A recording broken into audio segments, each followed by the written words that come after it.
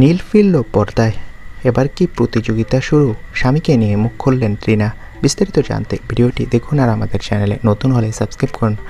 বাংলা টেলিভিশনের টিআরপির শীর্ষে এখন পরশুরাম আজকের নায়ক, যেখানে তৃণা সাহা আর ইন্দ্রজিৎ বসুর রসায়ন মন ছুঁয়ে যাচ্ছে দর্শকের। এর মধ্যে সামনে এলো নতুন খবর।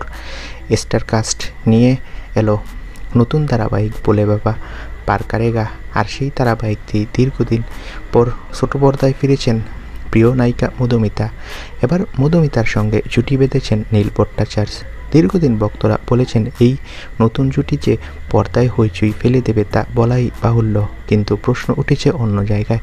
তৃণা আর নীল বাস্তব জীবনের দম্পতি। একদিকে তৃণার ধারাবাহিক রেটিংয়ের শীর্ষে, অন্যদিকে স্বামী এসেছেন নতুন ব্লকবাস্টার প্রজেক্ট নিয়ে। তাহলে কি শুরু হতে যাচ্ছে স্বামী স্ত্রীর মধ্যে প্রতিযোগিতা?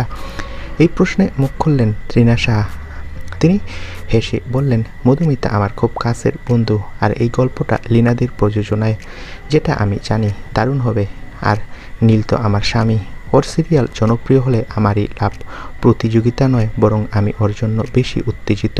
তাহলে দর্শকরা একসঙ্গে এবার তৃণা ইন্দ্রজিতের মিষ্টি রসায়ন আর নীল মধুমিতার নতুন জুটি।